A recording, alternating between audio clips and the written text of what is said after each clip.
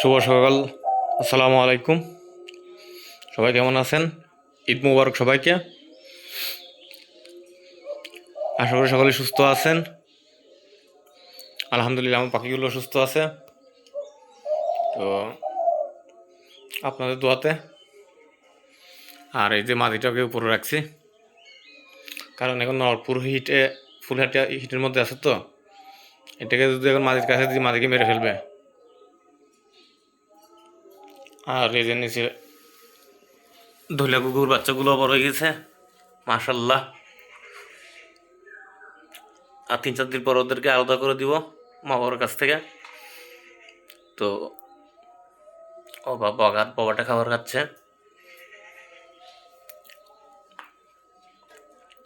এটা জোড়া বাচ্চা হয়েছে কেন, মাশাল্লাহ। তো এ দেখেন এর অবস্থা কি। ঈদ মুবারক জানাবি না?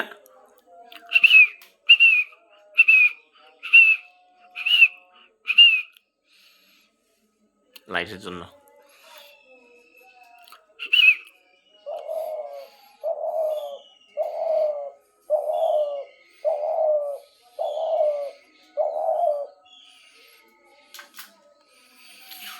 আর এই যে আপনাদের যে ছোটো ছোটো বাচ্চা দুটো ছিল, এগুলো এখনো বড় হয়ে গেছে এখন, মাশাল্লাহ।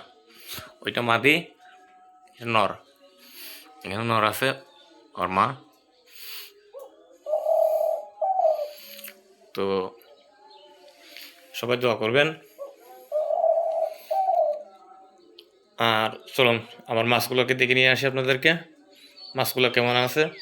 সকাল ঘুম থেকে উঠছে একটু আগে, উঠে ওদেরকে আগে পরিষ্কার করলাম, খাবার দিলাম, পানি দিলাম। যেহেতু আজকে ঈদের দিন, স্পেশাল কিছু ওদের জন্য থাকতেই হবে। তো চলুন আপনাদেরকে মাছগুলো দেখাই। তো এই যে মাছগুলা দেখতে পাচ্ছেন, মাশাআল্লাহ সবাই একসাথে মিলেমিশে আছে। অবশ্য একটু আগে আমি পানি চেঞ্জ করে দিয়েছি ওদেরকে, পানিটা বদলাই দিছি। এই সামনে একটা নর, পিছনে একটা মাদি, ওরা জোড়া বেঁধে হচ্ছে। আর এই মাছগুলো খুবই রেয়ার।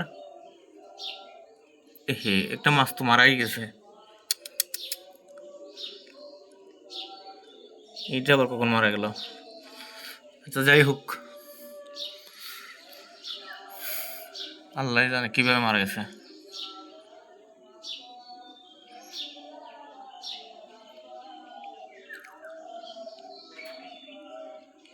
তো এই হচ্ছে মাছের আপডেট। মাছটা মনে হয় পাথরের সাথে কিছু আঘাত পাইছে মনে হয়, এই কারণে অবস্থা হয়েছে ওর। বাদ বাকিগুলো তো সুস্থই দেখা যাচ্ছে।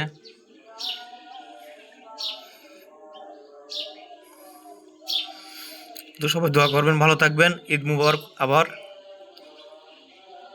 সবাই খুশি থাকবেন, আনন্দে থাকবেন পরিবার নিয়ে, এটাই কামনা করি। আসসালামু আলাইকুম।